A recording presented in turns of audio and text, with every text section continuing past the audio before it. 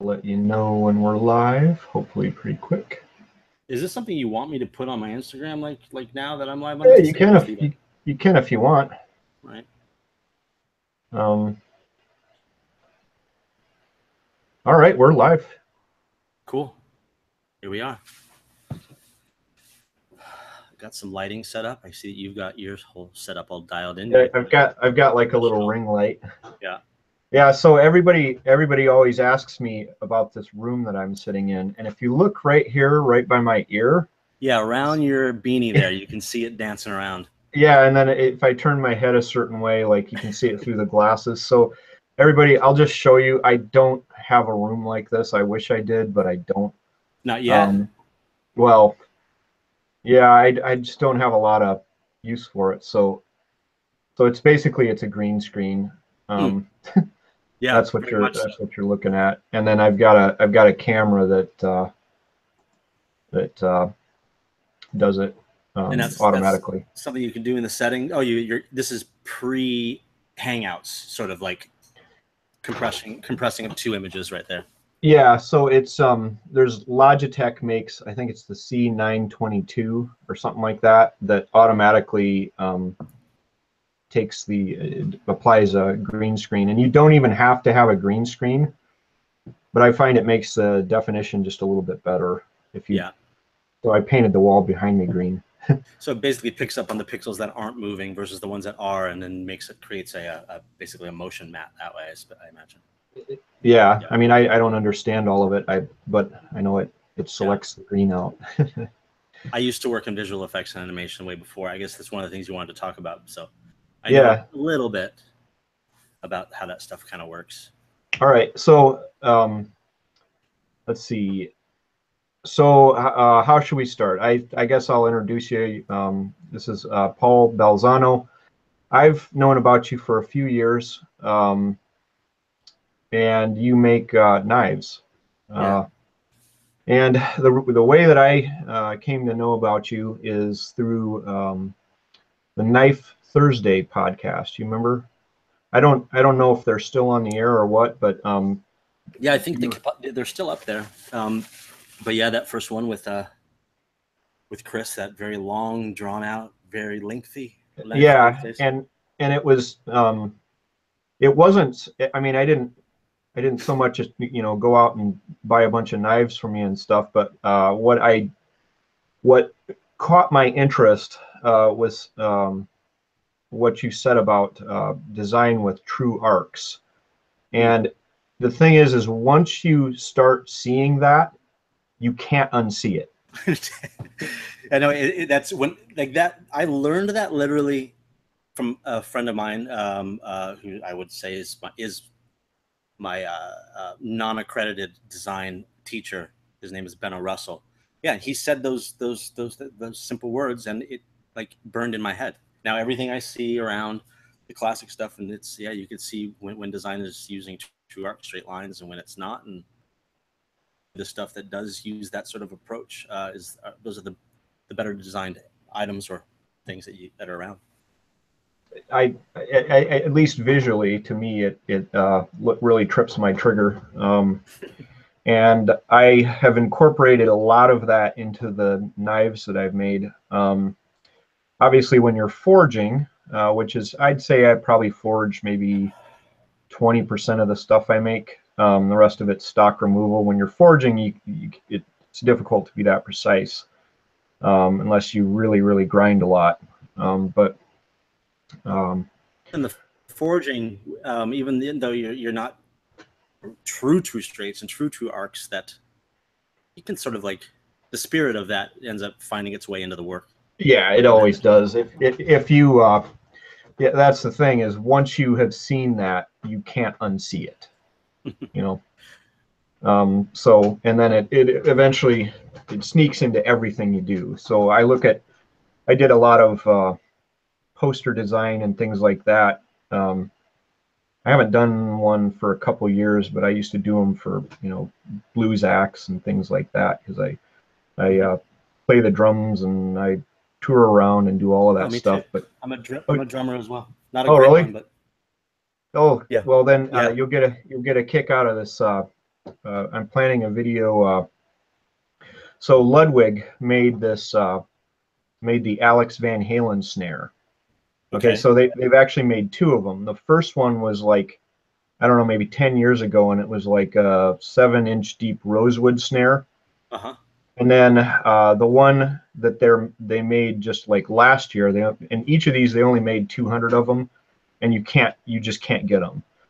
I actually heard the rosewood one played, and it was really really nice. I have not heard the new one, but basically for the new one, they took a Ludwig LM402, which is the 6.5 deep by 14 snare that Bonham used and all those guys.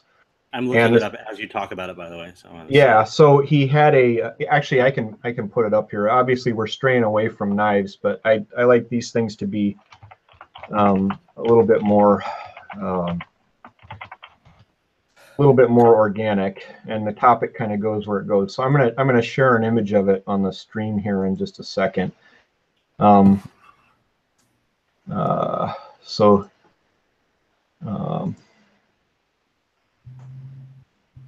okay, there. Oh So yeah, it's beautiful. so it's a Ludwig LM402, and the guy that made this,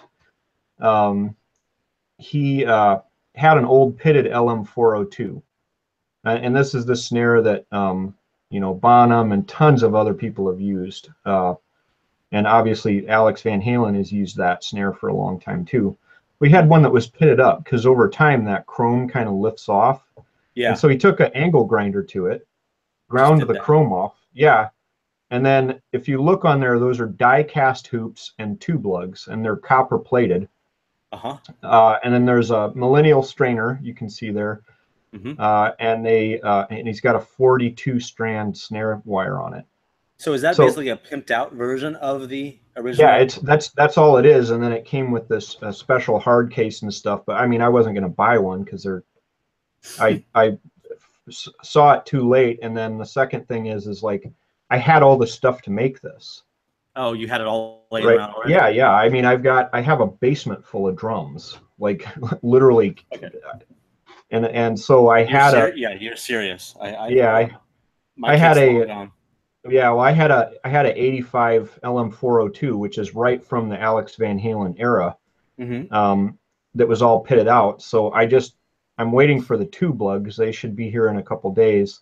Awesome. It's not going to be copper coated, but it's a spitting image of that. But anyway, so that's probably enough about that. But And it just sounds it, beautiful as it will end up looking, I imagine. well, hopefully, yeah. I guess I haven't been able to play it yet because I don't the lugs I had to order them.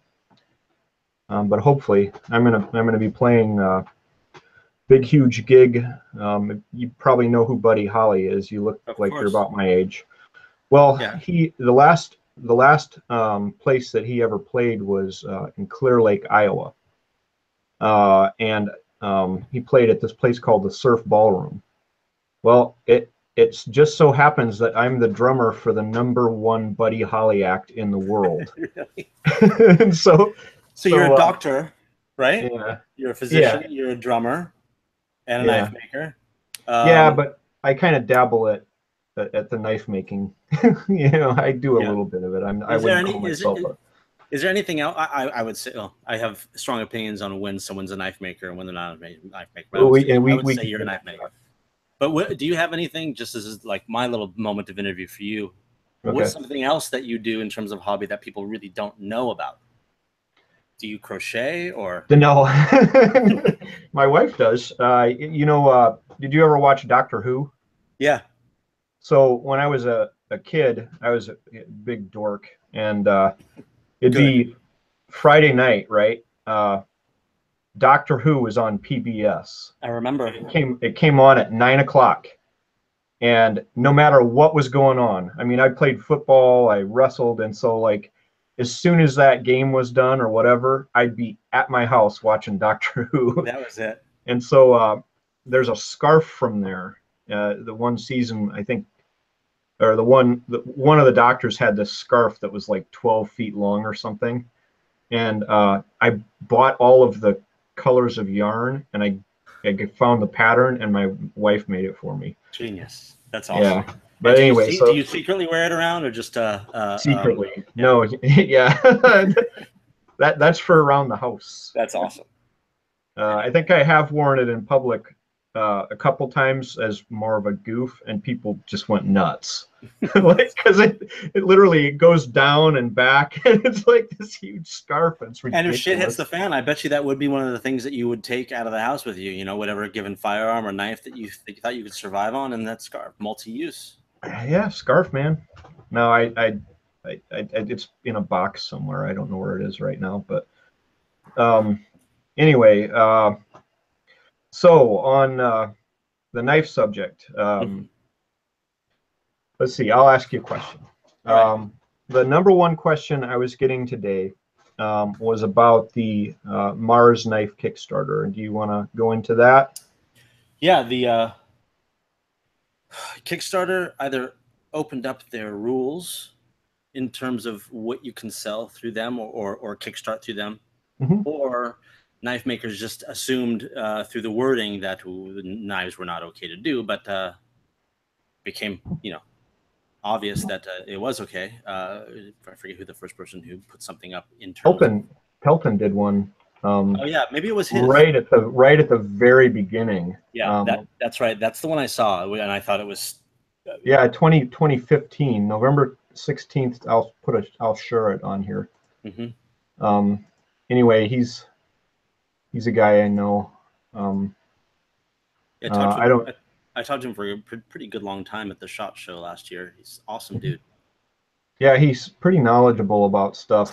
Smart guy, like in general, like Mhm. smart. I guess he was a producer or a documentary filmmaker. Guy just knows a lot of stuff. He was a very fun dude to talk to.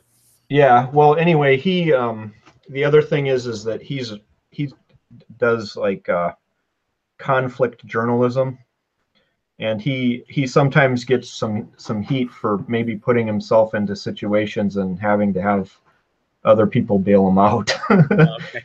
Yeah, but I don't really want to go into that. But that's one thing that people say. But he does make some pretty neat knife stuff, I Yeah. think. People Um, say a lot of one things. I tend to not. I don't know. I don't buy into any of that stuff usually unless I experience it firsthand. Because most of the time, it's for me, it's proven to be incorrect information from the yeah. get.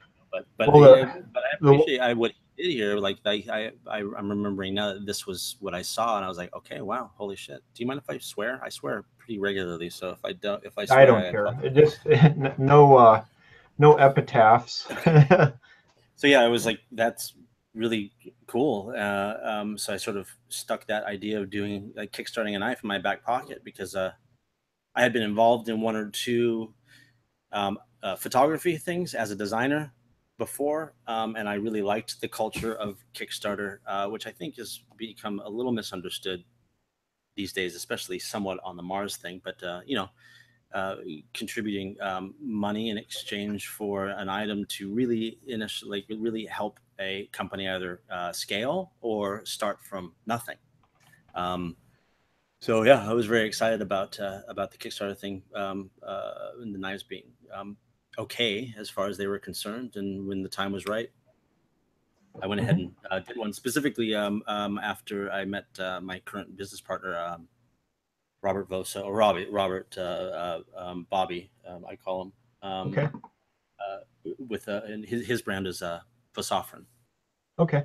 Uh, he did one for his first product, which was first version of this, and then he kickstarted a friction folder. Went well, and we decided to.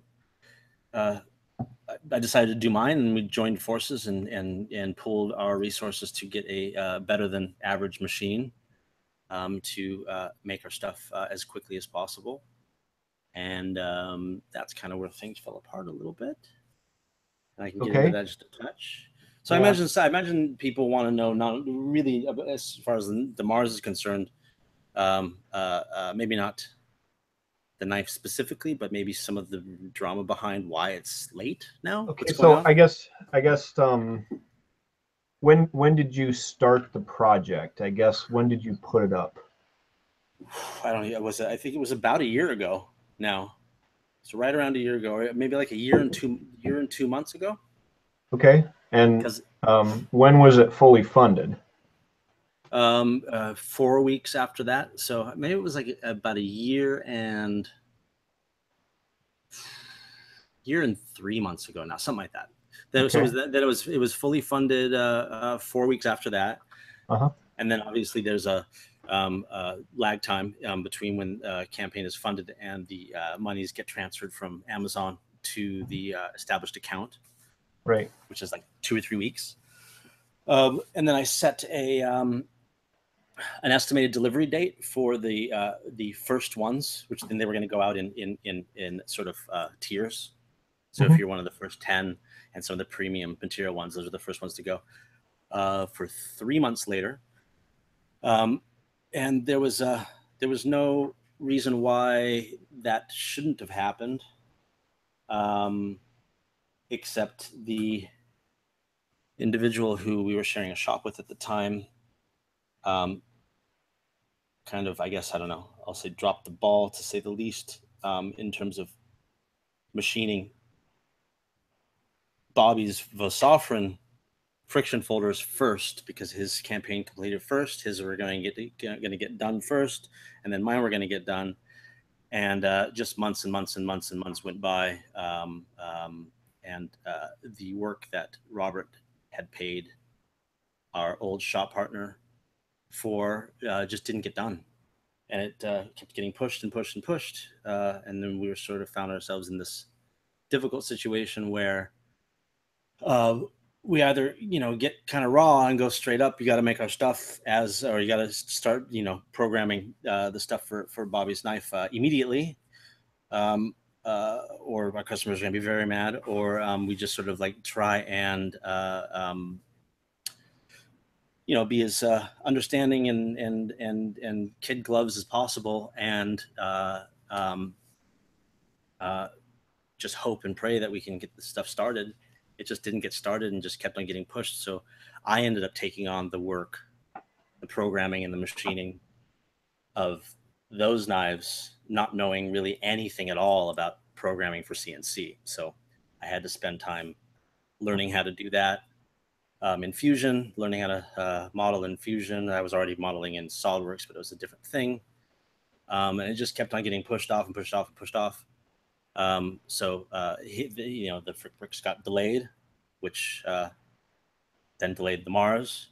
And we got into another situation where we ended up having a fractured shared shop, and we ended up having to lift our roots kind of abruptly, and that sort of set things back. And then we got into the new shop and got set up, and then we sort of found ourselves in this difficult situation where we the money had for the Kickstarter campaigns had been spent. It wasn't really a profit thing. It was really so we can buy infrastructure. So those machines were already bought, and in order to keep the lights on, in order to afford a very expensive move into the new shop, etc., we then were in a position in which we are still in now at the tail end of it. Things are now just about ready to be all smoothed out. Things are going to be delivering,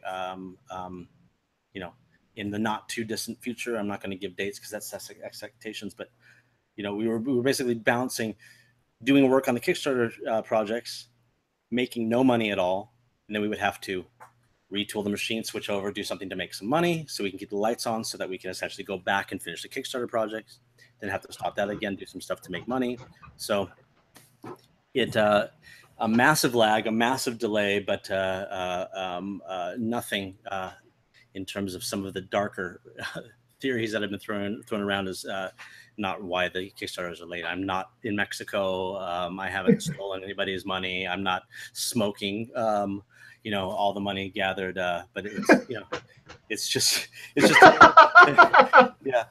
It's just there's I'm no hooker problem going on or anything. I'm literally here making very little ends meet, eating rice and ramen, and doing what I can do to keep the lights on, keep the materials here, the tooling here, so that we can ultimately finish the Kickstarters. And from what I know and the feedback I get and that kind of thing, it's the people who are extremely upset about it, some people who set these ideas that it was all a sham, just to grab some money and go. There's like 5 or 6 people, as far as I know. I get more messages unsolicited on a regular basis from guys out there going, "Hey, just thought about you, saw your thing on Kickstarter. I'm a backer. Just want to let you know I fully support you.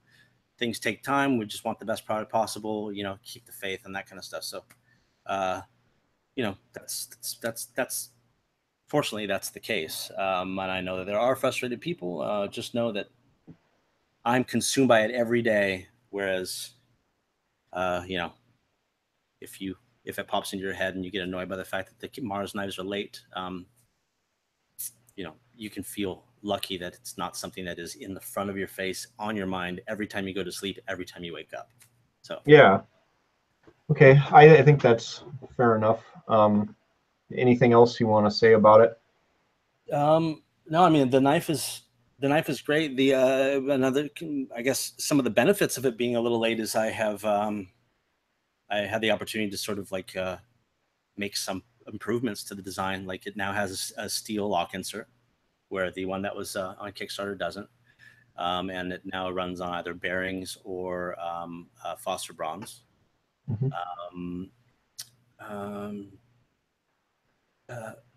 Yeah, it just finessed some bits about it, but it's gonna be a great knife. I'm very excited to be able to put these out in mass. I think it's the last knife I will do as a custom in numbers upwards of almost 100 knives.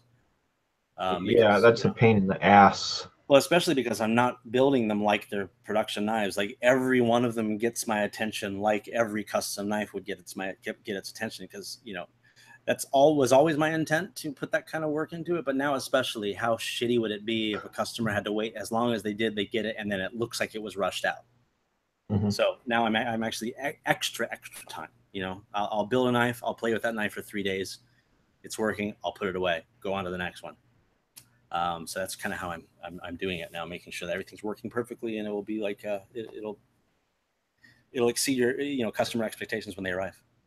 Yeah, in terms of the tuning of these things, this is why I have not dabbled in folders, because there Yeah. is so much, especially with Balzano's.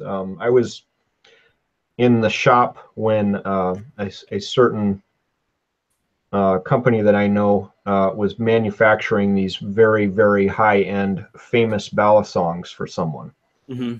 And the guy was sitting there with 1,000 grit sandpaper and calipers all Yeah. day long on one knife, getting it absolutely perfect. Yeah. And I don't think I can meet that level of expectation. I just can't.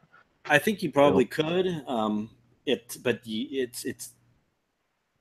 Do you want to spend your time really doing that? Like, my time every day, like, one of the things that I continue to try and improve upon is the process of the like building knives with all those critical dimensions, critical surfaces, critical things, but tuning the process so it's as quick as possible. Because no matter what, when it comes to fitting a lock or doing the timing of the open and close on a lock, you just can't skimp on that stuff, and it just does take as long as it does. And there's little things that you can do, and it usually ends up costing money in terms of machines that you or fixtures that you buy or build for yourself in order to do that stuff reliably over and over. But no regrets building folders, but it is definitely a thing. It's Yeah.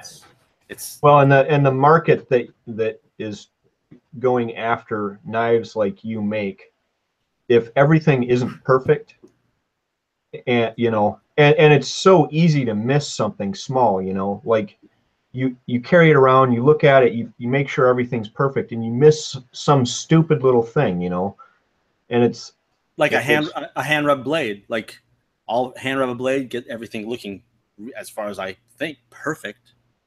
And then I'll, the next morning, look at it in a different angle of light at a different time of day, and there's a little teeny nick, and then yeah, start over.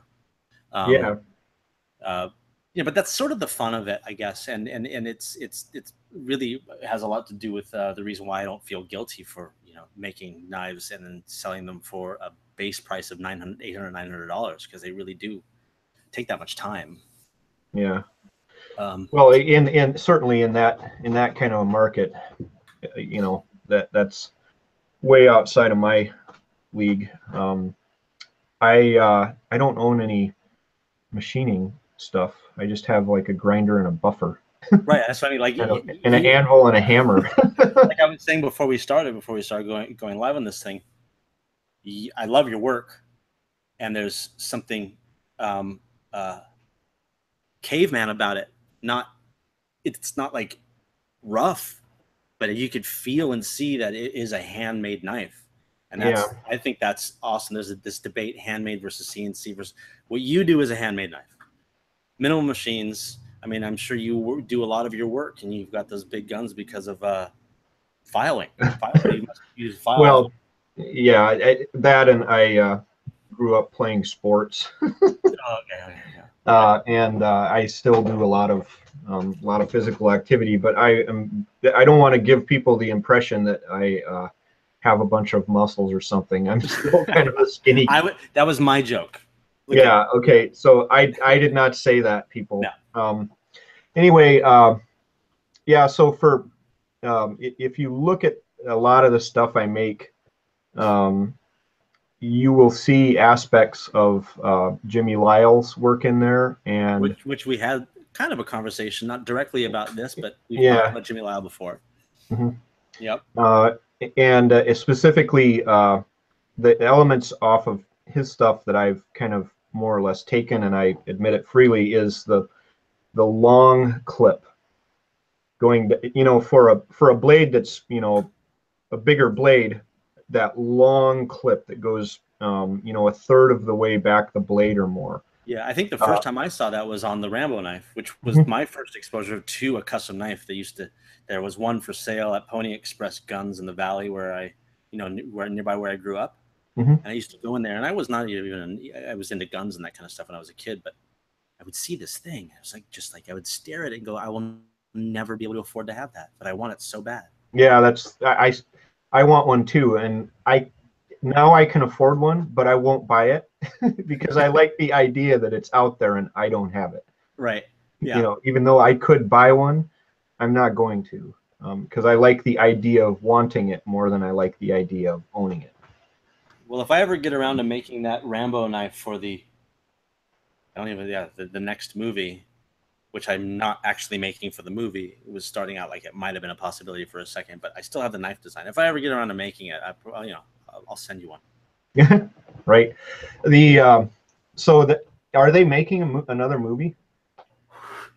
Well, when we were talking, it was. I know they were looking at it, because I spent a long time like geeking out about the fact that there was going to be another Rambo movie, and I saw there were articles that it was going to come out, but yeah, and I even had a meeting with an associate producer about doing the knife. I reached out, tried to find whoever I could and talked to, found somebody, went and talked to somebody, and it was a good conversation. They're like, yeah, we like your work, the stuff that I showed them, and they were interested in seeing what I came up with, and it sort of just went away. So I didn't know if it was like, if it's the most difficult movie to ever produce and it's still in production, or if it just sort of didn't get a real green light at the time. It's just sitting around. Yeah, because it's been a couple years ago. You would think it would be made. A Rambo movie is basically a bunch of guns and jungle and shit. Right. Yeah. And how many what is it? What's the movies that he makes with all the action heroes? Oh, Untouchables or whatever. Yeah, they probably made 4 of those since we were talking about that. Yeah, I haven't really kept up on it. The movie. Okay, I want to hear your opinion of Blade Runner 2049. Oh, I loved it. Loved it. Like I mean, anybody who didn't like it, take my opinion with a grain of salt. I started out as a cinematographer, so when I watch a movie like that, I have no problem, just drinking in the visuals, and then if there was any, and as far as the story goes, I had no problem, like, sort of defaulting to my love for art films. Oh, so I loved everything about that movie. It was fantastic. The chat says it's The Expendables that we screwed up on. Oh, and the they Expendables. That's right. and somebody's saying Chuck Norris for the win or something like that. um, but Chuck Norris recast as Rambo would be the dopest thing ever. Chuck Norris is he's got two movies that I just love: Invasion USA. I have to He's write it like, down. it's Okay. time to die, he always says. And then the other one is Lone Wolf McQuade, I because think he has a like early 80s Ram Charger in there, and I used to have one of those, and I just loved that movie because I was driving around in that truck while that movie was on the air. It, I have to watch those. My kids have been asking me to show them more of the less important movies from when I was a kid, and then so I'll watch those with them. I might as well have seen them. So yeah, so let's see. So Blade Runner. Do you know what the coolest thing about that movie was? Amsler's razor in the beginning, where I forget the main character tries to stab the Ryan Gosling character with. Yeah. That was one of the most exciting things for me outside the photography. Yeah, I loved that, but there's one other thing, and I know this, I shouldn't have geeked out this hard about it. There's one thing about that movie. It's Tell the me, damn coat. The coat? The His coat. jacket? Yes. Yeah, it's a pretty good jacket. It's a shearling jacket, and then it magnets together. You could get away with that. I could never get away with that coat, but you could. Well, I used to wear a coat, a shearling coat, but not like that one. That one was just badass. And then I grew out of the coat, and I brought it to Goodwill or something, Well, if we're talking about other cool things, the Harrison Ford's pistol from the first one, yeah, built off of a Steyr SSG bolt action rifle. nice. One of the best sci-fi pistols ever, and they held true with the new version that Ryan Gosling's character had in that movie. Same sort of flavor as well as far as the design. Love that so much. I've many times thought about getting a hold of an old Steyr SSG, ripping it apart, and trying to build a single shot version of that gun. Let me see what that is. I didn't know that. SSG.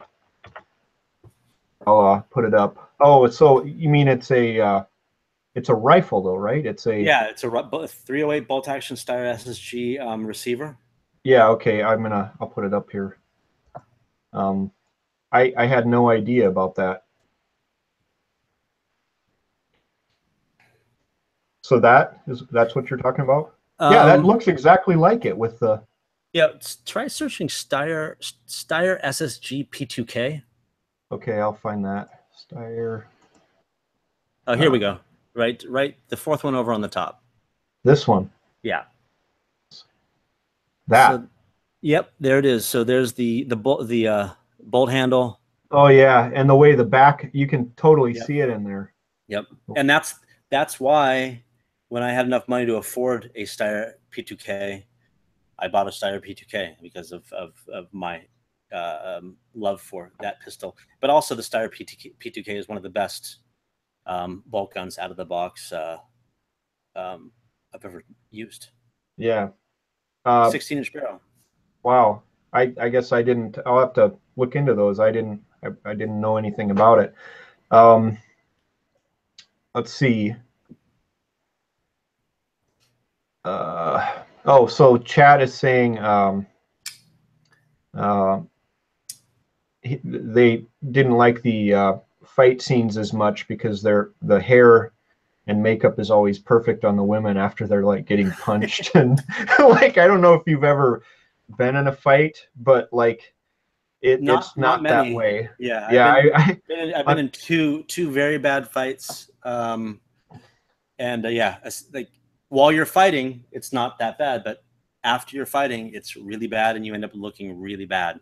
Yeah. Well, and if you notice, my lip is all swollen and busted up.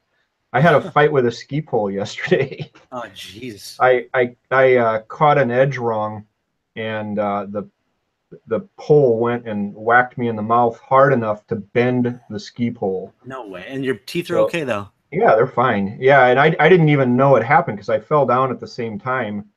I didn't even know I was injured until I got down to the bottom of the hill and like I was Blood? like, yeah, blood everywhere.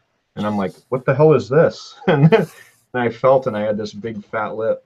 Where do you live? What state? Well, right now I live in Michigan. Hmm. So Michigan is, yeah, I guess I'm doing that right. Michigan is like a hand. So you have like the thumb. And right here where the pinky meets the ring finger Hmm. is Traverse City. And it's on Lake Michigan. And I live there. Okay, cool. So Yeah. you get to ski regularly. I used to ski. I don't anymore. Well, you're in LA. Yeah. Yeah. So you're a ways away. So if you were in San Francisco, you'd be 4 hours from Tahoe. Skiing's coming back, so I'm thinking like I'm gonna try and do that maybe like next season. But for a long time, I felt sort of behind the curve because snowboarding has taken over or had taken over. But now skiing is becoming chic again, and I've got skills there, so I'm gonna go back out.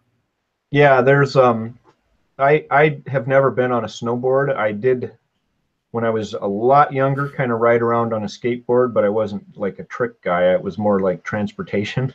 Yeah, I'm a Uh, pusher. I've got some tricks, but yeah, I've been around skateboards all my life, and it's pretty much pushing, just yeah, riding the board. yeah, that's all I ever did. But the skiing is a lot of fun, and it gives you like up here right now. There's 2 feet of snow on the ground, like everywhere. And like Mhm. if you don't have something to do fun during the winter, winter is like from you know it's late if you don't have snow on the ground 1st of December, and it's there until like April. You Yeah, know, like being born and raised in Los Angeles, like I am fully aware that I have no idea what it's actually like to live in, like what it's like for most of the people in this country to deal with weather. I mean, like right now it's cold, and it's because I have to wear a mildly long sleeve shirt.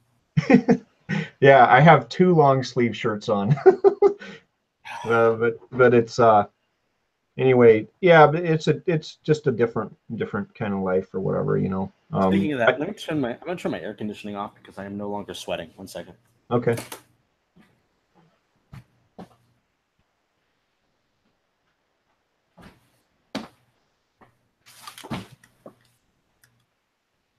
Okay. I didn't do that just to make you sad, by the way. What? I was, I was Oh turning yeah, my air conditioning that on. you had air conditioning. Yeah. Yeah, no. Anyway, One of my somebody in the chat says it's -16 in Northwest Indiana right now, -30 wind chill. So whoever said that, I would gladly trade places with you for 1 week because it'd be interesting. I would love to experience some weather, and you can come and get warm out here. But then you'd have to go back. You'd be sad, and I'd be happy. And it's probably better to yeah, stay in place.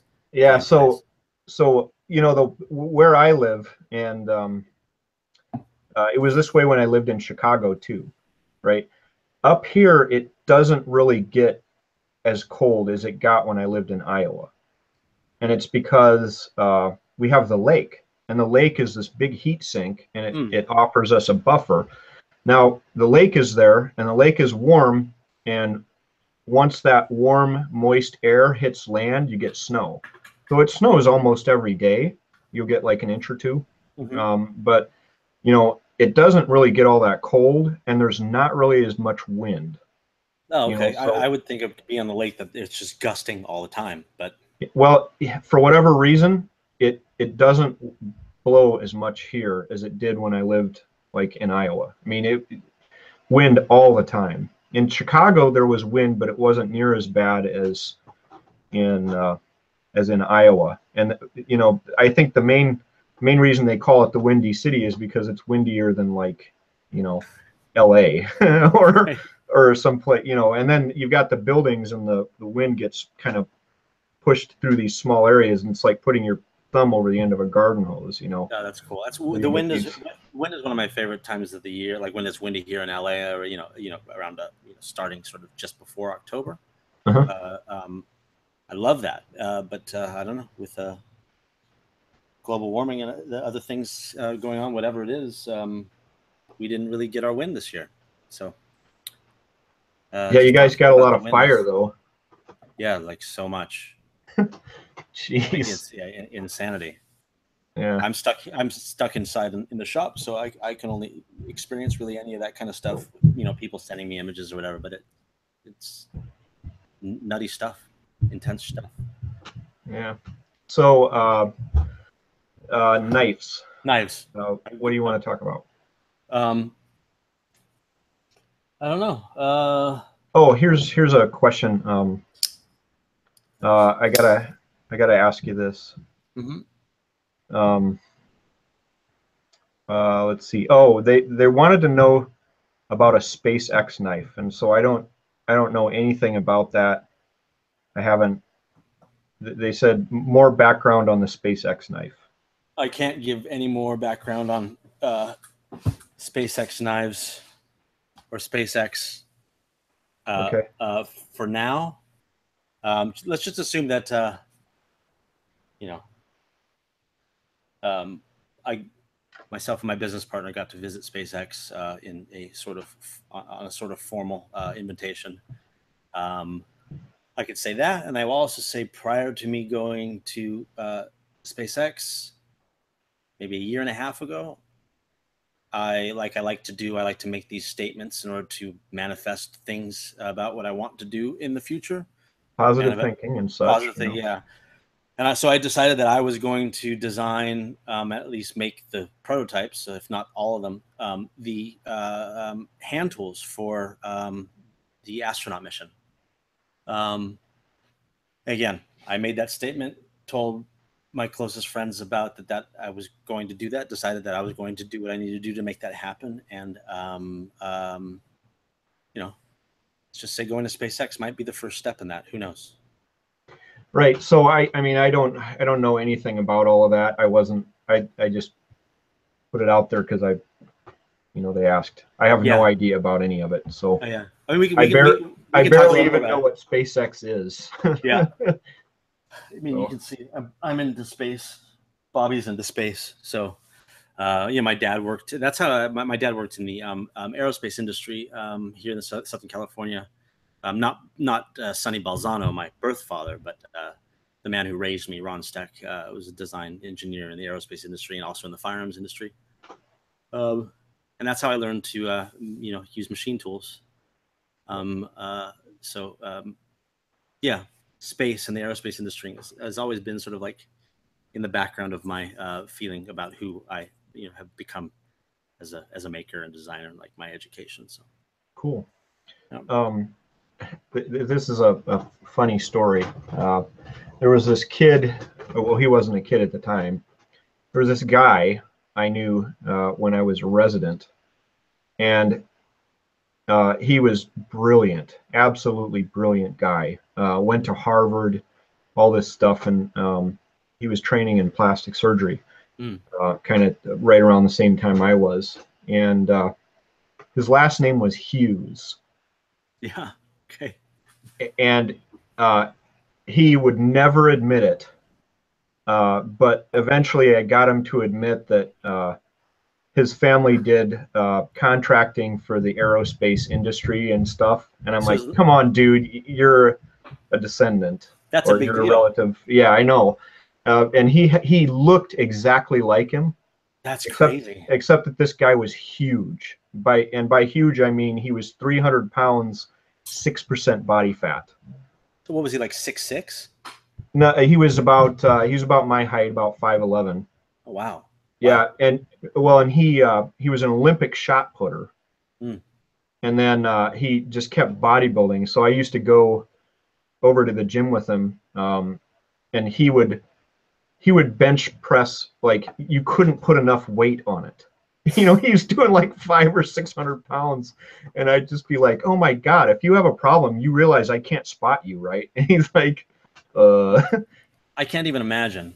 Like "Yeah, I know." I'm a skinny guy, and people have said that I'm like, I'm strong for being skinny, but like, dude, having to slide some of these, a drill press around the shop is like, can't imagine being that big and having that kind of physical ability. Yeah, this guy was just it was just insane. But anyway, he Did he tell you he that aliens exist? Did he give you any inside information? Anything No, real? Oh, okay, well, that never came up. He wasted was pretty opportunity as shy. far as I'm concerned. Yeah, I don't know. Um, but anyway, knife wise, what do Yeah, you knife want to ways. talk about? Like, I don't know. Do you want to start like about my process? How I got into it, or Um, sure. How did you go? Because I know you did some stuff. You have an IMDb thing. yeah. Tell me you kept your SAG card. Oh, I was never an actor, but I do. I am. I still have access to my animation union insurance. Okay. I have to pay for it, but I still get to go to my same doctor. But yeah, no, I worked in the animation industry for a lot of years. I don't know, like 8 years maybe. And before that, I worked as a cinematographer and a theme parks designer at the same time. Sort of moonlighted doing cinematography while at my full time job at Walt Disney Imagineering. Um, and yeah,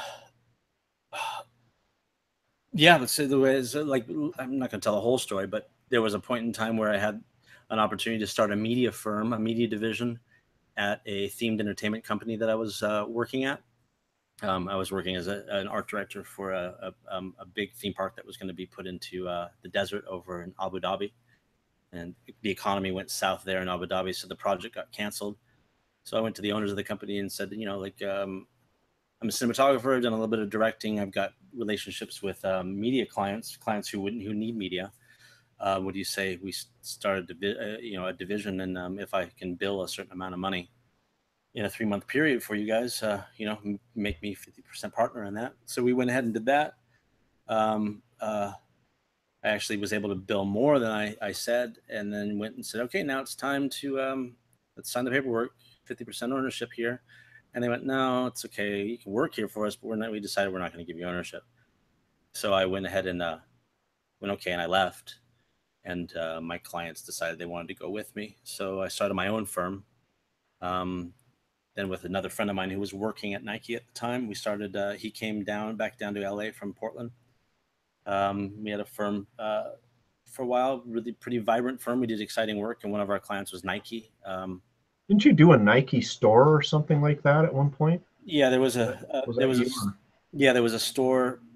It was called Salvation, and it was basically supposed to be like the Urban Outfitters or the Nike version of Urban Outfitters, but not as shabby chic as Urban Outfitters, but kind of that experience where a lot of brands under one roof, and if you are a customer of those things, you would go and you can buy all the brands there, and all the brands were for the most part Nike brands, so like Nike, Converse, Hurley, uh, uh, Roxy, I think. I don't even remember. But yeah, so it did just the top down branding for that store. All they had was a name, so we did the branding for the logo and what the shopping experience would be and all that kind of thing.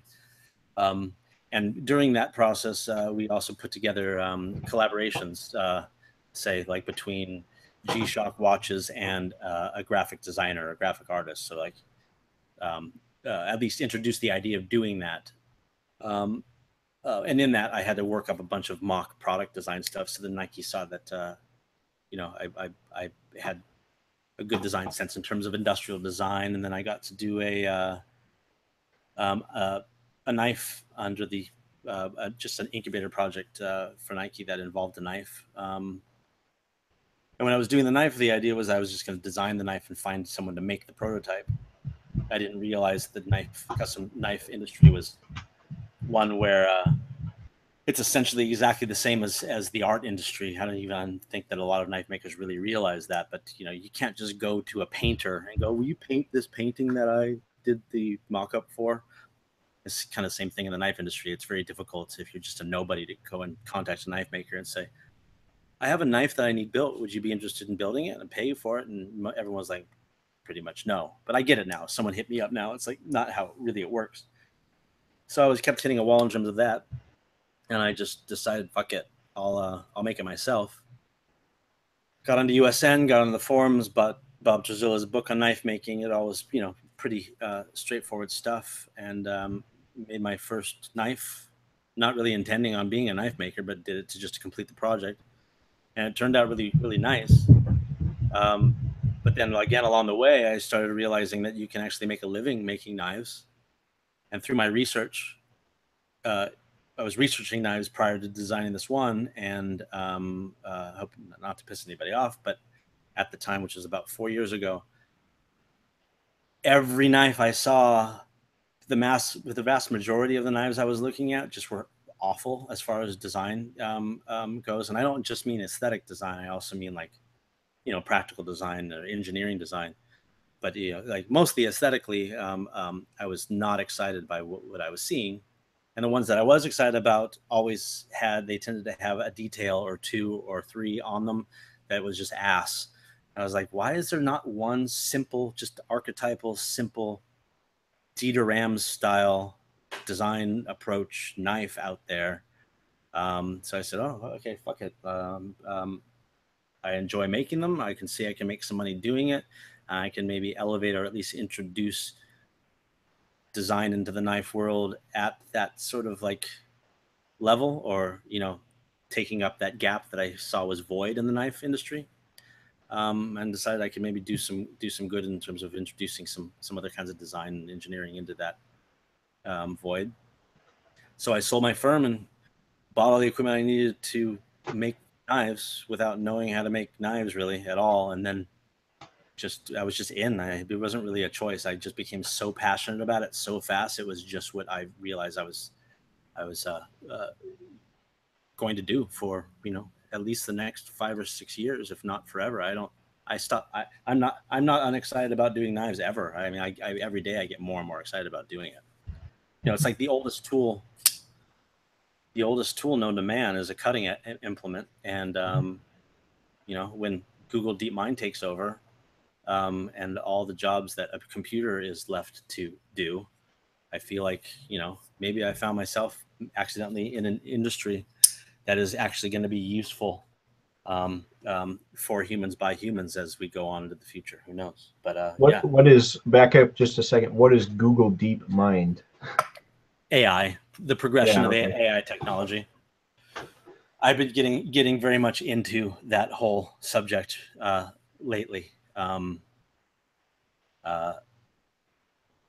find it wildly interesting, and if you look at the exponential curve of technology from when the Industrial Revolution started, the trajectory and how it's going now, as far as I'm concerned, anybody who doesn't believe that artificial intelligence is going to be smarter than humans within the next, say, even 5 to 10 years, is sort of like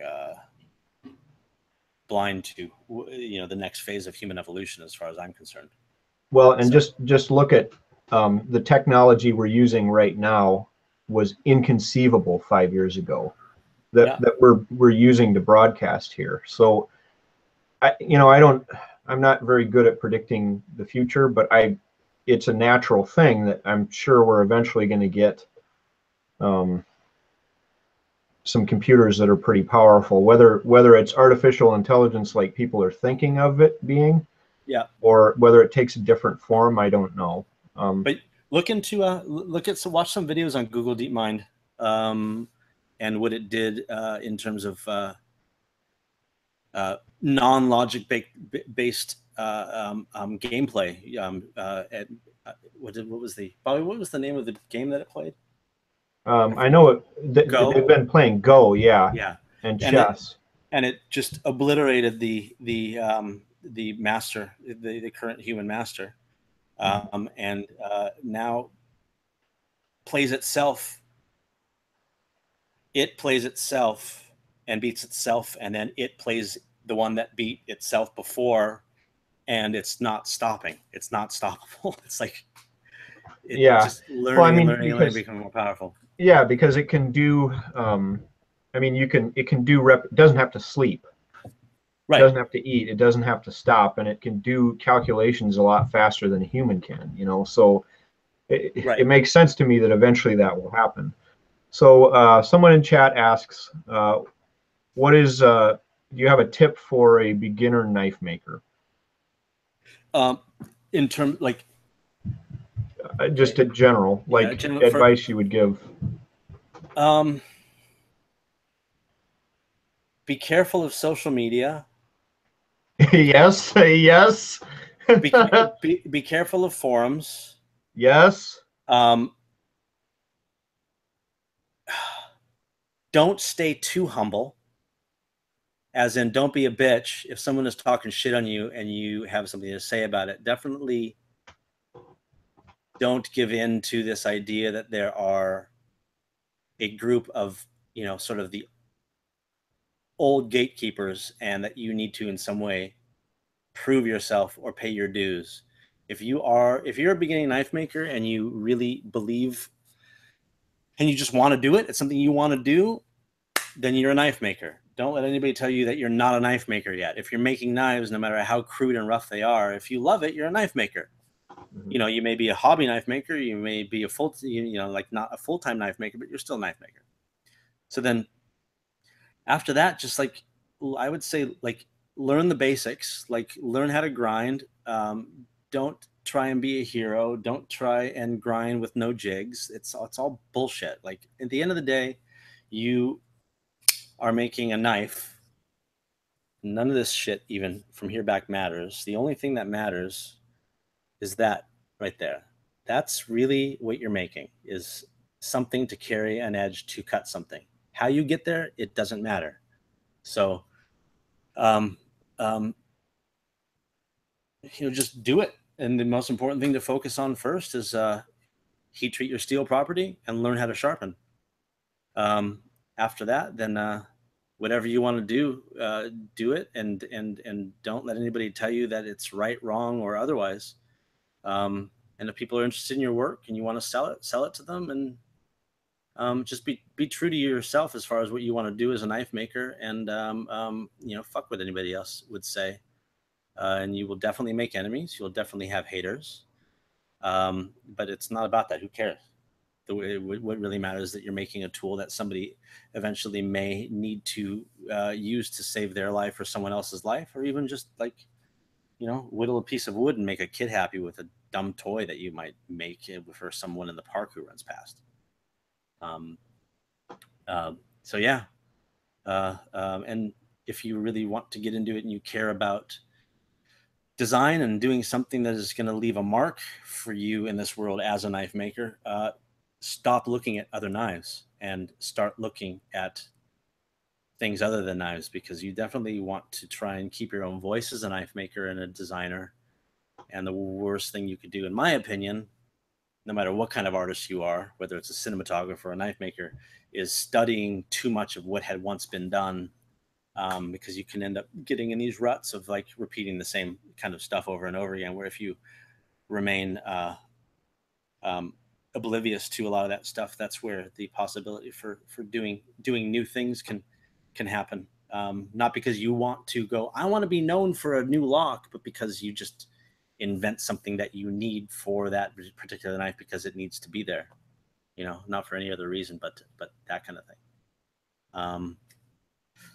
And don't be afraid to make folders. If you ultimately want to make folders, I don't see any reason why you should start with fixed blades. Because making folders and making fixed blades is almost like making two completely, you may as well go, difference between making, steam engines from scratch and beer. The only things that are in common are the fact that it's got, an edge on it. So a lot of knife makers feel like they need to make fixed blades first to figure out how to grind. But, if you really want to be a folder maker, just make folders and learn how to grind while you're making folders. Yeah,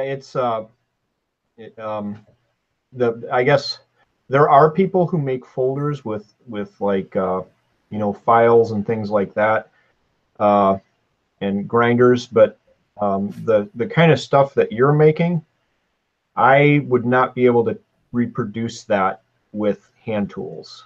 Yeah. So I would say that there's a lot. If you're looking to buy a mill, because I have researched this and I have thought about it, I just haven't pulled the trigger. If you're looking to buy a mill, go to the places where they're making. You can buy a piece of metal that's basically 80% of the way to an AR receiver.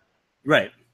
and so the places where people are doing that, they have the mill that you need. You Yeah, know, but you need actually, like a, I mean, at, unless at you're least going in to do a big California, production. at least in California, you're not allowed to build parties are not legal anymore. So they Oh, used to have these places where you can go and do that kind of thing. But there are like co-op shops, like tech shop. You can like pay a monthly subscription and have access to all kinds of machines. The interesting thing is when I was trying to learn CNC because I had been hand making for quite some time. And I want to learn CNC. I went to the tech shop thinking, oh, I'll be able to just like start to finish a knife there. But then they didn't have any of the hand making stuff that's necessary. They just had a mill, which is again not necessary for making folders, but yeah, sort of um, uh, finding a place that's got a machine that you can sort of fuck around with would definitely be a good yeah. thing. But even these days, you can get small tabletop CNC machines for it will take a very long time to do a lot of these operations, but you can sort of at least learn to program and that kind of thing, and then when you get ready to really buy something for production, you'll be ready. But like for a long time, not until a year ago, I was only everything I made was all handmade, like this. How?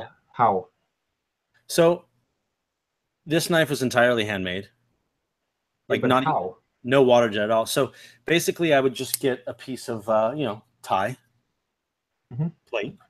Here's a piece here, very small piece. Hmm. You know, um,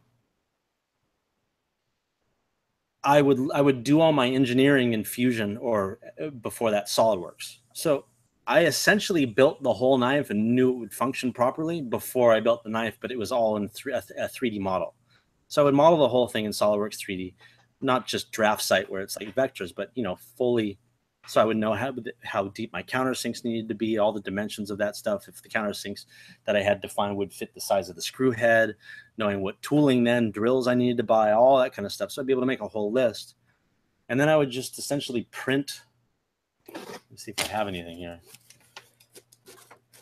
I would print vector file. I would print my vector files onto paper, Yeah. and then spray mount them to Hmm. the tie. Um, score them. I would have a little line, then I would just start grinding my shape. So this knife just started out as the parts, the handles, for example, just a raw piece of tie. He traced Yeah. my files out onto here and then start cutting. And then the lock bar cut um, uh, was on a manual mill, but that could easily be done on, with cutting wheels on a Dremel. If you didn't have anything else, you just have to stay nice and straight. That's very difficult. Yeah. Very, very difficult. See, So that's the step that I'm stuck at. So when I was saying look at look at those look at those places, the forums where they're grinding stuff. What I mean is, you can buy little like, desktop mills that will yeah, do those operations for you for I don't know, 700-800 bucks or something. right. Like you're talking like a manual mill. Yeah, Yeah. and Yeah. that's kind of what I was getting at I is see. that. So I'll show you. Uh, I I didn't use SolidWorks, but I'll show you what I use here. I'll pop it up. This is another thing for a beginning knife maker. Learn how to use this program. Uh, it is Google SketchUp. SketchUp. Yeah, and so what I do is if I'm going to design something, uh, a lot of times I'll draw it by hand, and then I'll put it into SketchUp so that I have a repeatable thing, and then I know all of the dimensions and where to drill holes. And basically, I print that off, and then the right size, and then use spray adhesive after I've cut it out, and spray adhesive it onto a piece of steel, Yep. and then cut the shape out that way. That's Yep. a way to do it. And if it's a pattern that you want to do over and over again, spray this to a piece of, mild steel or something, make yourself a pattern that you can keep on the wall, so that when you ever want to make it again, just clamp it to whatever your blade stock is, Yep. score it around, then you're good to go. I would like Yeah. to jump in though and say, yes, SketchUp is great, but Fusion for students or people who aren't using it to make money is free. Oh, is it? Fusion Okay. 360, and I would say start with that actually, because it is super capable into like I stopped using SolidWorks altogether and now only using Fusion. Let me see if I can cast Fusion here for a Sure you second. can. Oh, Application Fusion window. 360. Yeah. Cool. Oh, it's from the guys that made Autodesk or whatever. Yeah, it's Autodesk. CAD. So can you see this? Mm-hmm. So right now I was actually starting a new knife. I'm essentially laying out my overall dimensions and my steel, so that when I go into programming, the programming mode, I'll have the parts. I'll have stock for my parts. But let me go to here. Yeah. Maybe this is not the best one. I think this is a SolidWorks import. Give me a second. Wait for it to load.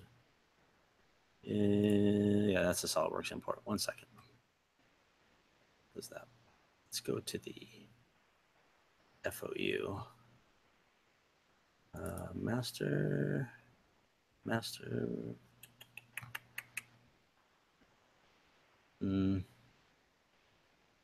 Sorry. That's all right. Meh. Master. New. Here we go.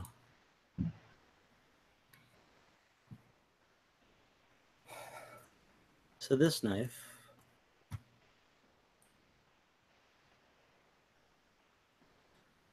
this was a version, the first version of. Let me come back over here.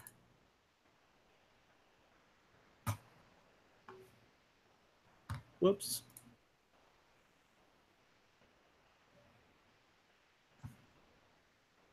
Can you see me again? Mm-hmm.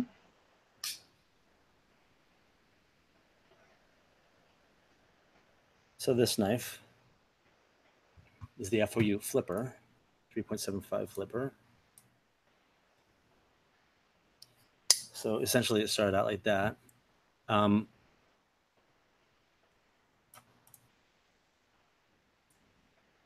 So this started as a sketch. I don't think I have the sketch in here anymore, but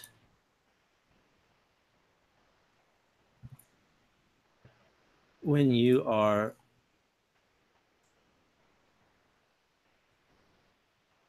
let me get my access here.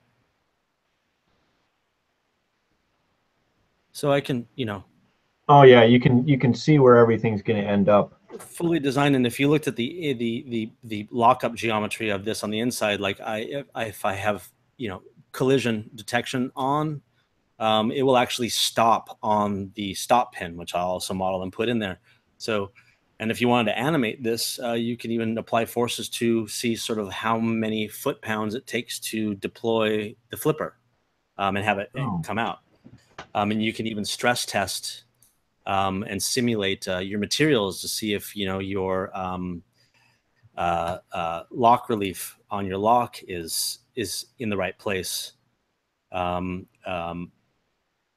me go back to me. Where's me? Hold on. Sorry. There we go. There we go. So like on that knife, the lock relief, you can do simulations to see how much stress gets put on that lock relief, and if it needs to be moved back or made a little wider, or the thickness of the material left over needs to be less or more, because it's going to be too difficult to move out of phase or whatever. I mean, you can get really deep, and that's the cool thing about this software is you could be as basic as you want, just do a basic fixed blade model using a sketch and extrude, but then you can take that and sort of level it up as you go. So if you then got access to a small tabletop CNC machine, you can use that to take your parts and program your parts and start dabbling in the CNC end of things. So sorry, I didn't mean to derail you, but it's a really No, great yeah. piece of software. And I would suggest you, since you're already using SketchUp, download yourself a copy of that and get into that, because it's amazing. It's really great. Yeah. I'll have to look into that. It took me a little while to learn SketchUp, but I mean, there's videos on how to do everything, so it didn't take that long. The thing that SketchUp won't do is, you know how you put the bevel in there? Yeah. On your model? Yep. The bevel along that curved edge, it won't do. You can't do that in SketchUp. You want me to for show whatever you? reason. You want me to show you really quickly how that's done in Fusion? Because Sure. this is actually a question people have asked me a lot. How do you do the bevel in Fusion? So let me see here. Hold on. Do this as quickly as possible. Okay, so can you see this, right? Mm-hmm. So defining my plane. Let's see, super basic.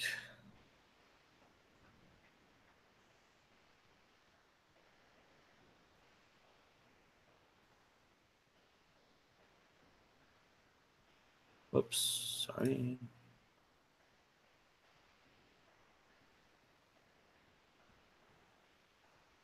You'll notice all true arcs and straight lines as I'm doing this. No need for splines.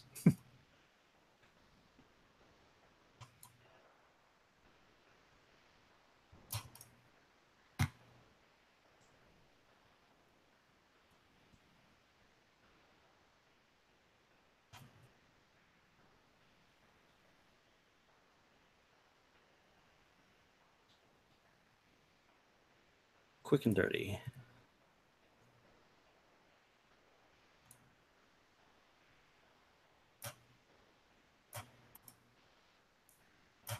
So whatever. Right, yeah. So then, yeah, first step would be just, extrude this symmetrically by a bit. So there you go. And then here's where the magic happens. So basically just putting a plane down the center line of that whole body, if you can see there. And then I'm going to sketch on that plane by taking the bottommost edge of where I want, where the blade is going to be.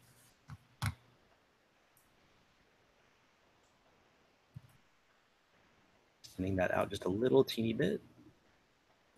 Oops.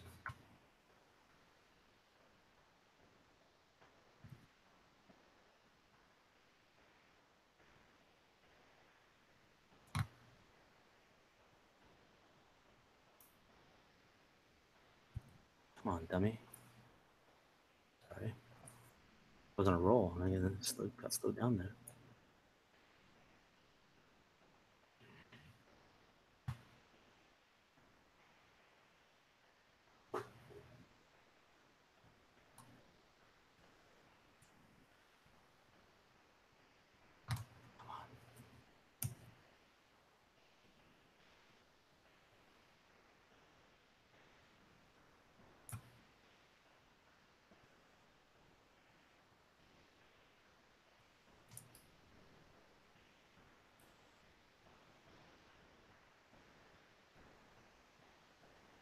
Okay.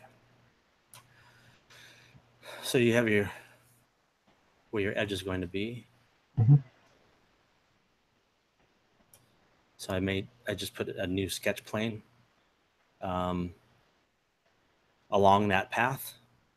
So now I'm going to sketch essentially the bevel.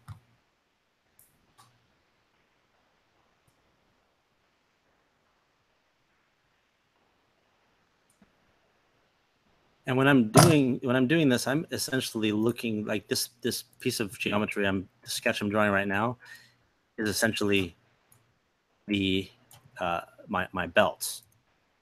So as I do this is my cutting tool. Yeah. Which is in this case a grinding belt. And just sort of make some stuff parallel here.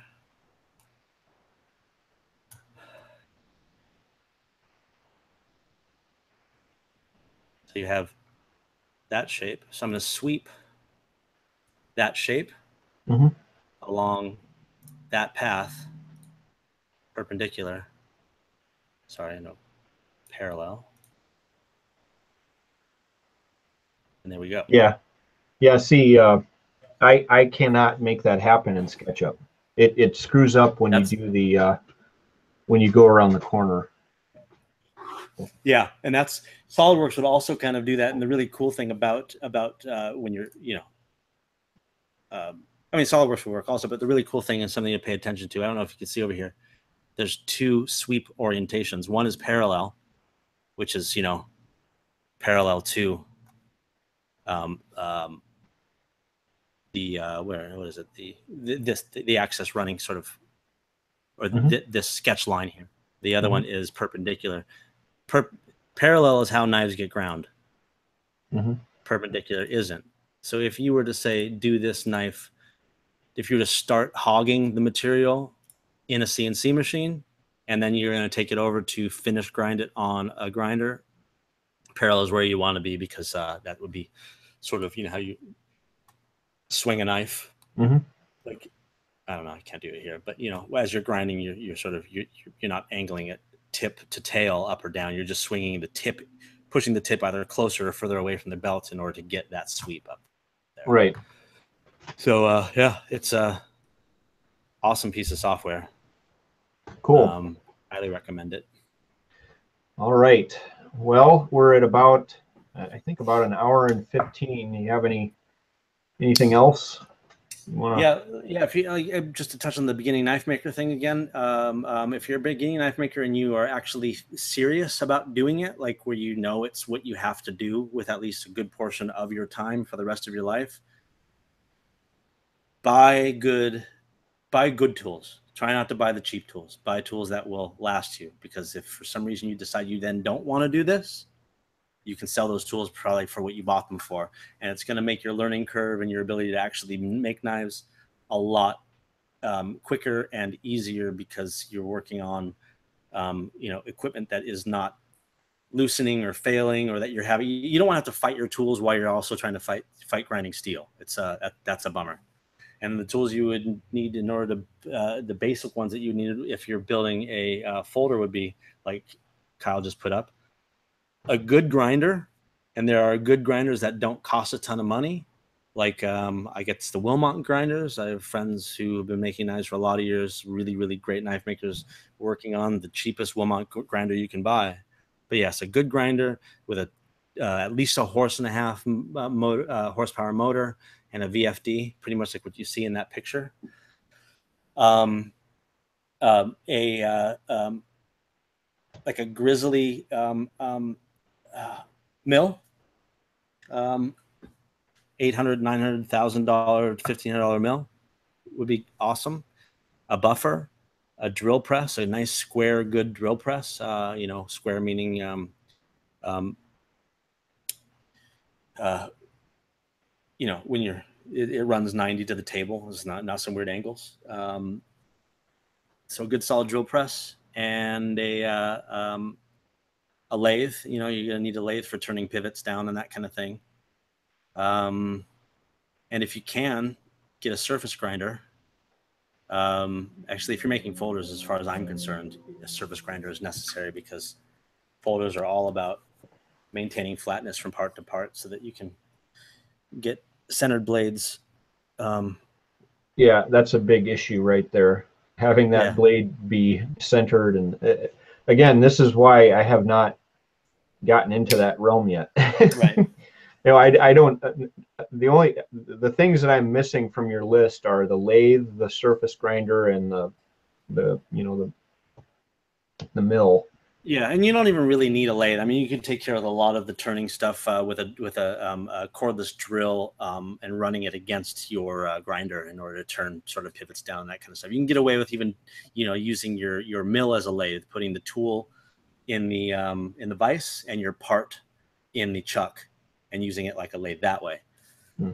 But yeah, at least a mildly rigid mill, not one that you would get from Harbor Freight. A good 2x72 grinder. A buffer, a drill press, and a surface grinder. And you can get surface grinders. I got my surface grinder from Joe Caswell. You know, it was a great belt converted surface grinder for $400. You can find surface grinders for a couple $100 if you spend some time looking. But yeah, some good, solid, capable tools. That would be like the basic list. There are a couple other, you know, odds and ends, knickknacks that people would need. But oh yeah, and also just one of those cheap red Harbor Freight horizontal bandsaws, so you can cut stock and also use it upright. You basically just get a copy of Bob Trezula's book on building tactical folders, and you know, really just step back and go, what do I really need just to basically make a knife? He's got all kinds of other things in there, but it's a great book. But yeah, if you want to know more, people can always email me or on Instagram, and I can you know, give more of a detailed list of the exact tools that someone would need, and even some vendors to buy steel from, the best vendors to buy steel from for best prices, or titanium or whatever. Yep. All right. Well, I don't really have anything else. Let me just check and see if anybody else submitted any other questions. Of course, there's there's some trolls, but I'm not gonna go into some of that. The trolls, feel free to hit me up on my account. Like I break the rules, don't engage with trolls every once in a while. So as long as you have an open mind and you are actually willing to, if you're going to troll me and really like are a hater, if you're willing to listen and have me fill in the gaps of whatever story you have walked away with, you know, from some forum post or whatever, you know, just have an open mind. I don't mind having a conversation. I've made very good friends with a lot of people who started out as haters, who just were willing to hear my side of a story because they wanted to know it. And so it's all good. I'll talk to those people. All right. So I try to avoid drama, but I did ask for questions, and those were the questions I got. So hopefully that answers their questions. Just for fun, what's the gnarliest question that you got? Will you ask it? Give it to me. Okay. The most offensive, craziest question you have. Okay. This is from Flippin' Bean, who I know you know. Oh, okay. What? Maybe. Okay. Okay. All so right. I really don't run the kind of channel where I actually no. You know what? The Flippin' question, because you know him and I know him, and our relationships are very different. Let's avoid that one, because let's just avoid his. Okay. Maybe it was a bad idea. That was he was trying to be funny. Okay. So I get it. You know, Adam, and this is a message to Adam. Adam, I would love to, I don't know, squash whatever it is. I don't even know. I don't even know why. I kind of have an idea why Adam and I have an issue, but I mean, I'm open to squashing anything with anybody. So. Okay. The guy asks, do you have a YouTube channel? Yes. I know you're working on it. We have a YouTube channel set up. We don't have a name for it yet, but it's going to run very, very deep. We're going to get into you know, small little topics, but also like A to Z builds of like, here's a handmade flipper, from buying material, allocating, you know, figuring out which screws you're going to use, all the way to you know, applying the final edge. Yeah. So because we don't actually, Bobby, what's the current address for that? No, I guess I'm just gonna have to say Staples. Yeah, just maybe just, when it's available, I'll shoot it to you. You can just shoot it to me, and I'll put it into the description for this for this program, or for this. Also, with that, we're going to strip out the content from that, and I'm going to I'm writing a book on knife making. Cool.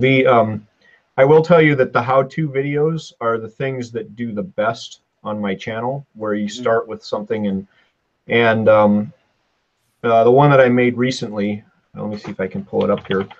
I took one of my friends, he's probably still watching the stream, but he, let's see, I got to find it here. He is one of these guys that is licensed by the German government to go out and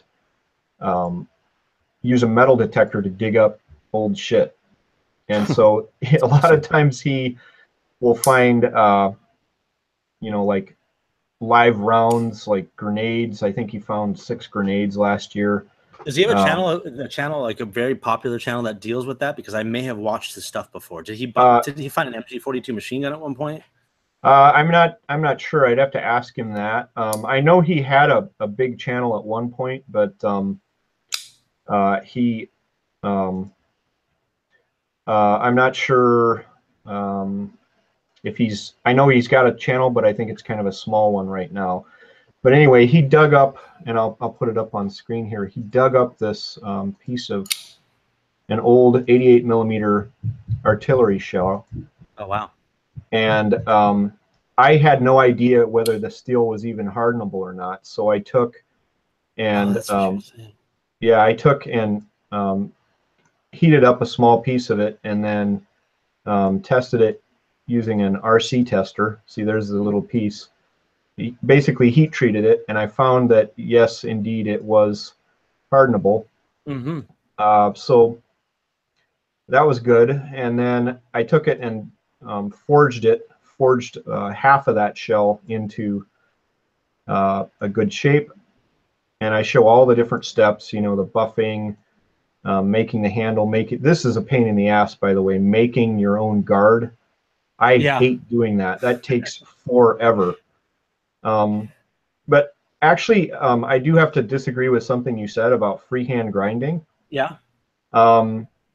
I can't, for whatever reason, I can't grind using a jig. Yeah, I mean, I can grind freehand, but to me, it's akin to would you drill holes not using no, exactly the table on your drill press? Exactly. So you're right, but I could never make it work. So I for whatever reason, I just cannot make a jig work. Yeah, so you're right. If I could figure out how to do it, I would do it. So maybe what you should do is put out a video on how to grind with a jig, because I imagine that even if I did, and I will do that, that you would because you were just used to the muscle memory of doing that you would just prefer to grind without a jig. It doesn't make you any more of a hero than it does anybody who. No, yeah, that's the debate I hate. Is like a lot of people are still they're on this tip like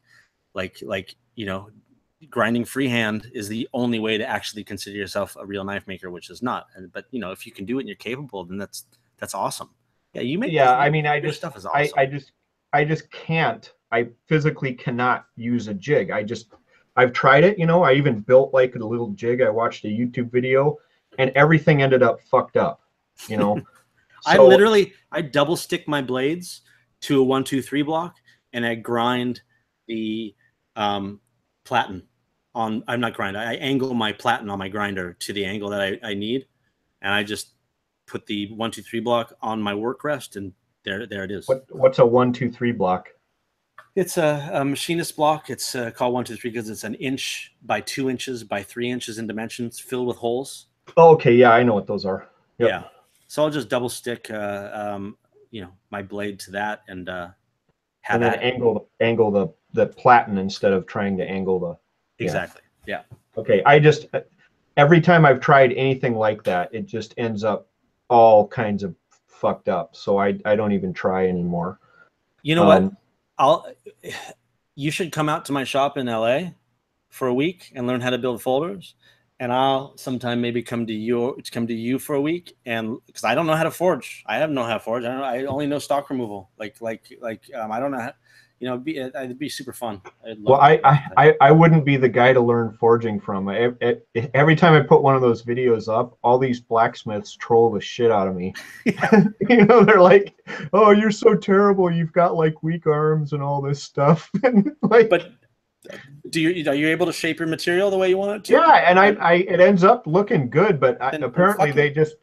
Yeah, I know that. Well, that's forge your way.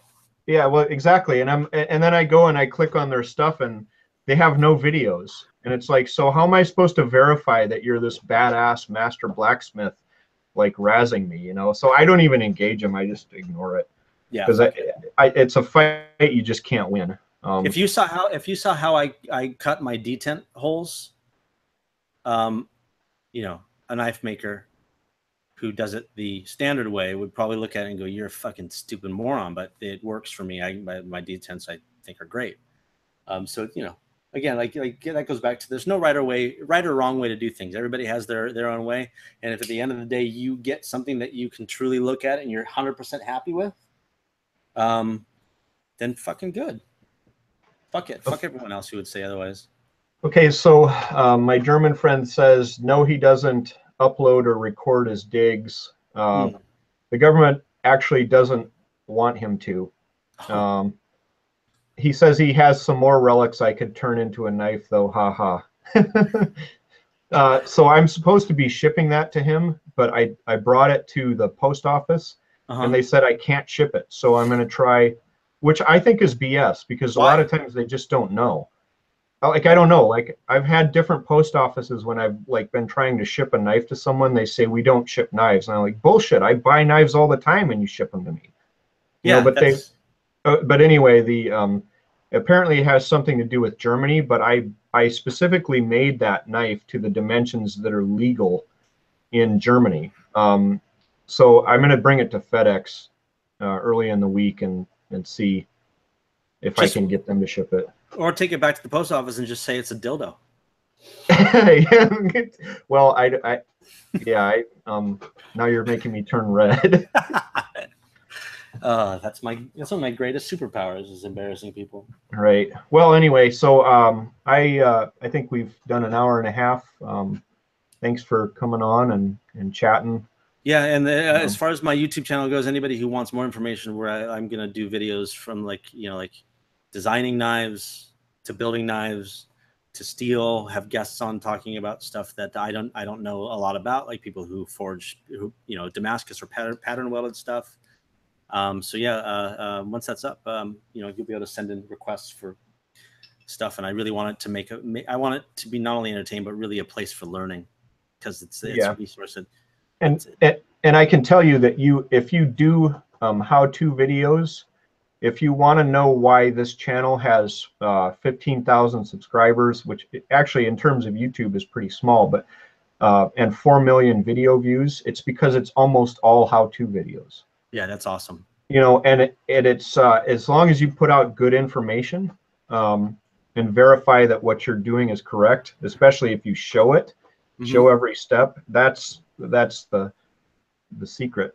And I do topics like the other thing is the other way to grow your channel is to if you have a question about something, like how do I do this, and there's no video on it, do the research, do the technique a bunch of times, figure it out, and put up the video. Yeah. So there's all kinds of videos that I have. If you type in a certain question on Google, it's the #1 result. Yeah, I've got a handful, like that doing, modeling a bevel in Fusion would be one of the things. Because that's the one thing that that's not intuitive how to do that, Right. And it's and if people are asking you the same question over and over again, and you make a video, like the number of people that know how to do it is very small, but the number of people trying to answer that question is huge. Yeah. So anyway, that's I'm excited. my take on it. I'm going to invite myself to use you as a consultant as I get my ready to be put up. Well, I would have to say that I don't have all the answers, but basically what I just told you is the secret. Make a detailed how-to videos on things that there aren't already a ton of how-to videos. Awesome. Or at least, and always, if you're going to put something up, make it quality. Use a good camera. A lot of the adventure stuff I do on my channel is like shot with a flip, which is fine for, if you're in the jungle or you're up in the mountains doing some crazy stuff, then that's fine. But like your how-to videos, get a really good DSLR and spend some time, getting good quality images and shots, and I'm actually You know, gonna. I'm not when we're doing how-to videos. I'm going to have a crew here handling the shooting of the videos, so I can handle the how-tos. that sounds expensive. Well, I live in Los Angeles, and my former life was as a cinematographer. So Okay. I have lots of friends who are. Yeah, so they're looking for work. Well, yeah, or even just to help out, because we all like just doing stuff to help each other. So should Oh, be that's fun. cool. Yeah. Yeah, see, I don't have any of that. So Well, it's a one-man show. for that, some of that you could. I'm sure you can get one of my friends to come out there for some of that smoked bacon. Yeah, right. Well, I just packaged that 10 pounds of this stuff. Looked good. Made my mouth water the other day. I was full as fuck already, and I saw that on your. I forget. I think it was your Instagram. I was like, I need Instagram, that yeah. right now. Yeah.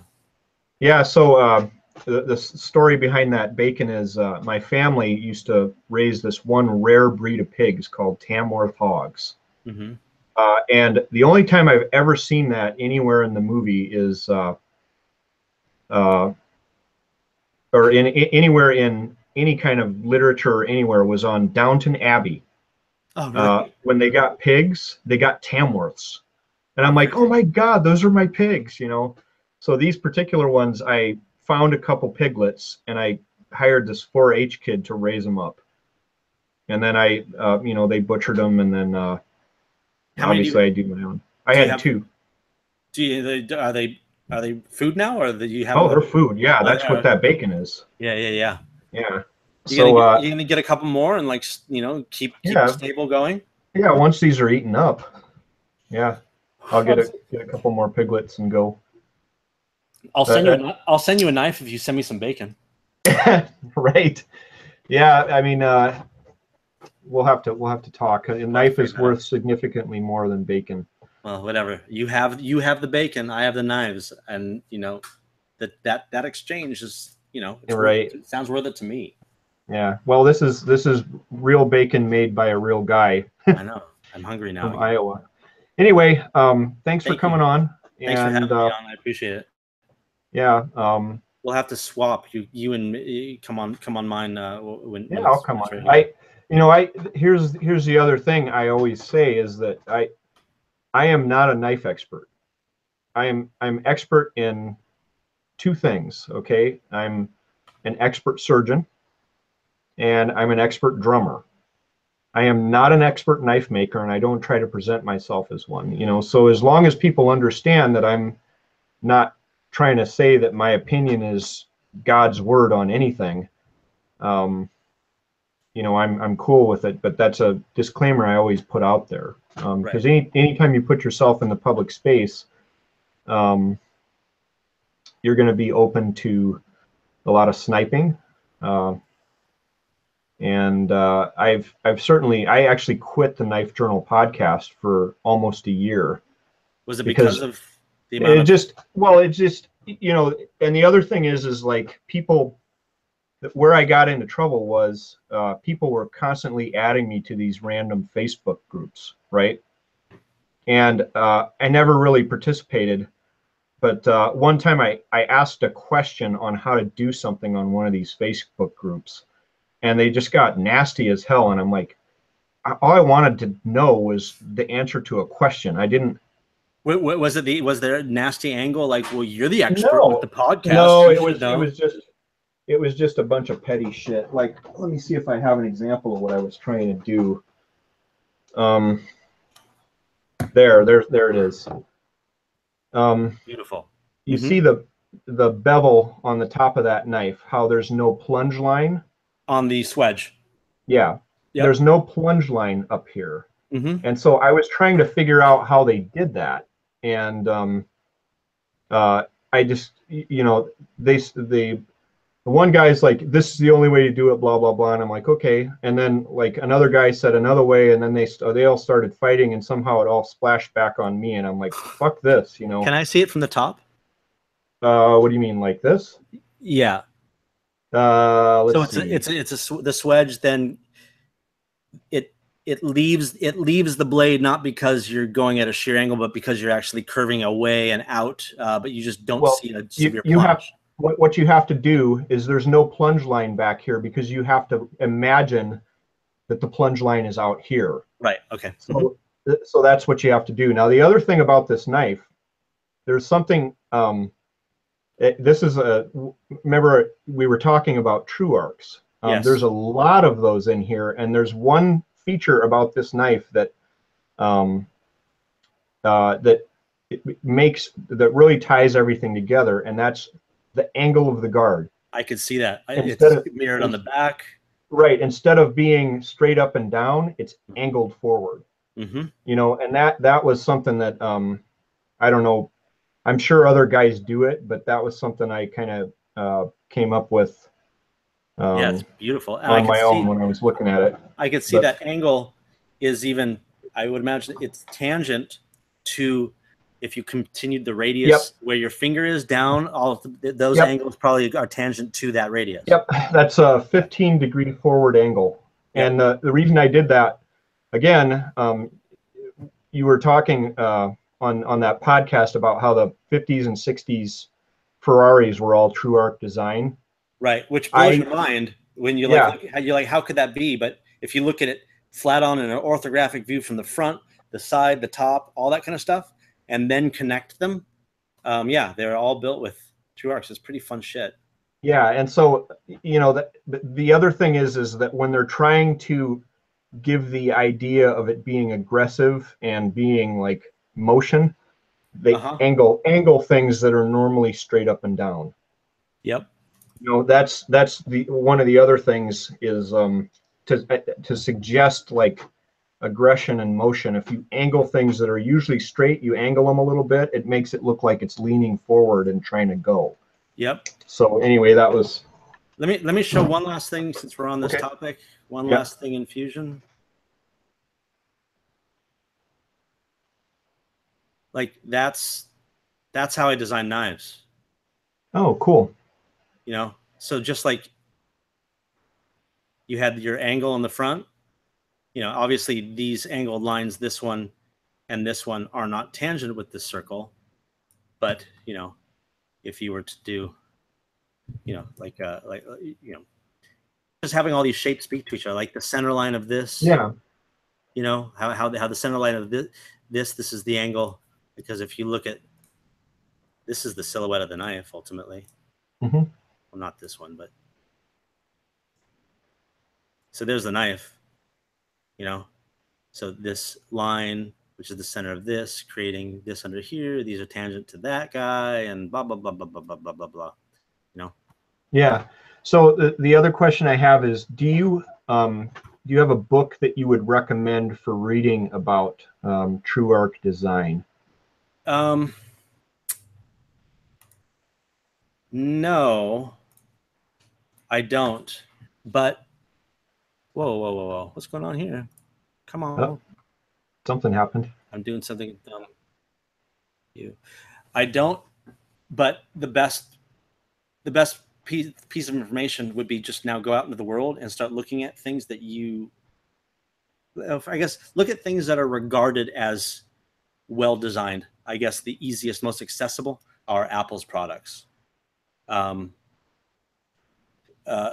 Start looking at those and start looking at the details, like the, you know, an iPhone. An iPhone is true arcs, being true circles, not spline based curves and straight lines. And I guess the easiest way to sort of figure that out is start putting it into practice. Like if you're into knives, sit down, design a knife, and do not allow yourself to use any instruments for drawing outside of a ruler and a circle template. And you'll find you can make beautiful flowing curves out of multiple true arcs, or connecting some of those with straight lines. Typography design would be a good spot, a good place to look a little deeper into that, because if you just, you know, saw that design of the knife that I was starting, and look at typography design books, typography is, if you look at the, you know, the development of a specific piece of type or type style, they often are these graphed out images with circles and lines and that kind of stuff, and, you know, creating the solid form of the piece of type. So that's a good spot to look.